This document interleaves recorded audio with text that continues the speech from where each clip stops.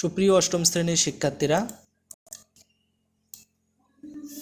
তোমাদের গণিতের তৃতীয় অধ্যায় পরিমাপ অধ্যায়ের অনুশীলনী 3-এর নমুনা প্রশ্নের যে সৃজনশীল প্রশ্ন দুইটা প্রশ্ন দেওয়া আছে 6 এবং 7, আমরা এই দুইটা প্রশ্ন এই ভিডিওতে সমাধান করার চেষ্টা করব ইনশাআল্লাহ। 6 নম্বর প্রশ্নে বলা হচ্ছে, একটি আয়তাকার জমির দৈর্ঘ্য ও প্রস্থ যথাক্রমে 80 মিটার ও 60 মিটার, জমির ভেতর 4 মিটার চওড়া, পার ও 3 মিটার গভীরতা বিশিষ্ট একটি পুকুর খনন করা হলো। একটি পানির মোটর দ্বারা প্রতি সেকেন্ডে 0.1 ঘনমিটার পানি শূন্য করা যায়। ক নম্বরে বলা হচ্ছে পুকুরের গভীরতা ইঞ্চিতে প্রকাশ করো, পুকুর পাড়ের ক্ষেত্রফল নির্ণয় করো। গ নম্বরে পানিপূর্ণ পুকুরটি পানি শূন্য করতে কত সময় প্রয়োজন। তাহলে ক নম্বর প্রশ্নের যদি আমরা সমাধানটা একটু দেখি, তাহলে উদ্দীপক অনুসারে পুকুরের গভীরতা 3 মিটার, আমরা জানি 1 মিটার সমান 39.97 ইঞ্চি প্রায়। সুতরাং আমরা বলতে পারি 3 মিটার সমান 3 গুণন 39.37 ইঞ্চি। তাহলে এখান থেকে আমরা পাবো হচ্ছে 118.11 ইঞ্চি প্রায়। এরপরে খ নম্বরে কি বলা ছিল, যে পুকুর পাড়ের ক্ষেত্রফল নির্ণয় করো। তাহলে দেখেন, তাহলে প্রথমে আমাদেরকে পুরো জমির ক্ষেত্রফল বের করতে হবে। তাহলে জমির দৈর্ঘ্য 80 মিটার, প্রস্থ 60 মিটার। তাহলে এখান থেকে আমরা পাবো জমির ক্ষেত্রফল হচ্ছে দৈর্ঘ্য গুণন প্রস্থ ইকুয়াল 4800 বর্গ মিটার। আচ্ছা, যেহেতু পাড়টি জমির ভেতরে 4 মিটার চওড়া, তাই পার বাদে পুকুরের দৈর্ঘ্য প্রস্থ বের করতে হবে। তাহলে পার বাদে পুকুরের দৈর্ঘ্য হবে 72 মিটার আর পুকুরের প্রস্থ হবে 52 মিটার। সুতরাং পুকুরের ক্ষেত্রফল কত হবে, পার বাদে 72 গুণন 52 বর্গ মিটার ইকুয়াল 3744 বর্গ মিটার। তাহলে এখন দেখেন, পাড়ের ক্ষেত্রফল জমির মোট ক্ষেত্রফল থেকে পুকুরের ক্ষেত্রফল বিয়োগ করলে আমরা পাবো 1056 বর্গ মিটার। ঠিক আছে। এরপরে গ নম্বর প্রশ্নে বলা হচ্ছে, পানিপূর্ণ পুকুরটি পানি শূন্য করতে কত সময় প্রয়োজন। তাহলে এখানে একটু লক্ষ্য করেন যে পুকুরটি কতটুকু পানি ধারণ করে তা জানতে হলে আমাদের পুকুরের আয়তন বের করতে হবে। তাহলে খ হতে পাই পুকুরের দৈর্ঘ্য 72 মিটার, প্রস্থ 52 মিটার। তাহলে উদ্দীপক অনুযায়ী পুকুরের গভীরতা দেওয়া আছে 3 মিটার।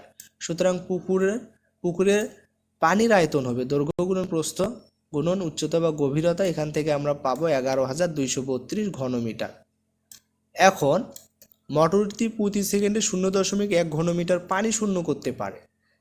পুকুরটি পানি শূন্য করতে মোট সময় লাগবে। তাহলে 11232কে 0.1 সেকেন্ড দ্বারা ভাগ করলে আমরা এখান থেকে পাবো 1,12,320 সেকেন্ড। ঠিক আছে। তাহলে এই আমরা বলতে পারি এই বিশাল সময়কে আমরা ঘন্টা ও মিনিটে প্রকাশ করতে পারি। তাহলে মিনিটে যদি আমরা প্রকাশ করি, তাহলে 60 দ্বারা ভাগ করলে পাবো 1872 মিনিট। 1872 মিনিটকে আবার 60 দ্বারা ভাগ করলে আমরা পাবো 31.2 ঘন্টা। ঠিক আছে। তাহলে এখানে 0.2 ঘন্টা মানে হলো 12 মিনিট, অর্থাৎ আমরা বলতে পারি 31 ঘন্টা 12 মিনিট সময় লাগবে। তাহলে 31 ঘন্টা 12 মিনিট।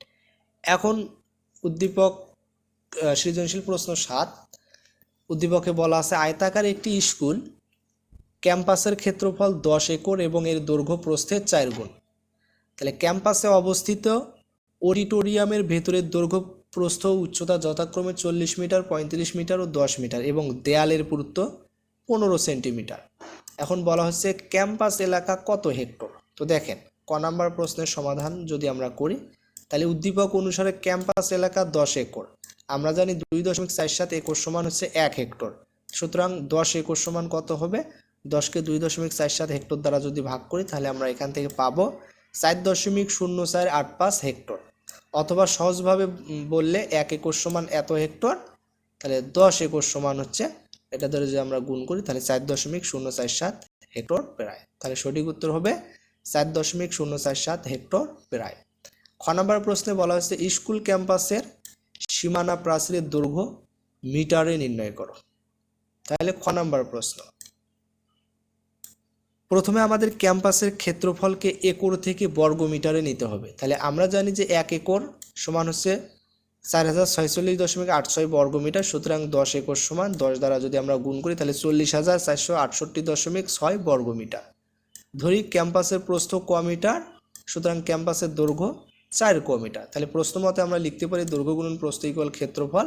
তো এখান থেকে আমরা ক এর মান পাইলাম হচ্ছে 100.584 মিটার। আশা করি তোমরা এই ক্যালকুলেশনটা সহজ, তোমরা অবশ্যই পারবা। সুতরাং প্রস্থ এত, তাহলে দৈর্ঘ্য কত হবে? দৈর্ঘ্য প্রস্থকে 4 দ্বারা গুণ করলে 402.336 মিটার। তাহলে সীমানা প্রাচীরের দৈর্ঘ্য মানে হলো ক্যাম্পাসের পরিসীমা, তাহলে পরিসীমা ইকুয়াল 2 ইন্টু দৈর্ঘ্য যোগ প্রস্থ, এখান থেকে আমরা মান বসালে পাবো 1005.84 মিটার। ঠিক আছে। আচ্ছা, এখন আমরা হচ্ছে গ নং প্রশ্নের সমাধান করব। তো এখানে আমাদেরকে বলা ছিল যে অডিটোরিয়ামের 4 দেয়ালের আয়তন নির্ণয় করো। ঠিক আছে। তো দেখেন, আমরা যদি গ নাম্বার প্রশ্নটা একটু সমাধান করি, তাহলে অডিটোরিয়ামের 4 দেয়ালের আয়তন বের করতে হলে আমাদের দেয়ালের দৈর্ঘ্য, উচ্চতা এবং পুরুত্ব ব্যবহার করতে হবে।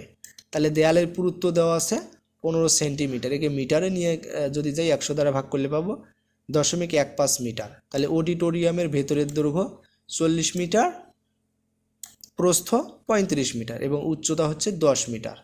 তাহলে দেয়ালের আয়তন বের করার সহজ নিয়ম হলো দৈর্ঘ্য বরাবর দুটি দেয়ালের আয়তন, তাহলে 2 গুণন দৈর্ঘ্য যোগ 2 গুণন দেয়ালের পুরুত্ব গুণন দেয়ালের পুরুত্ব গুণন উচ্চতা।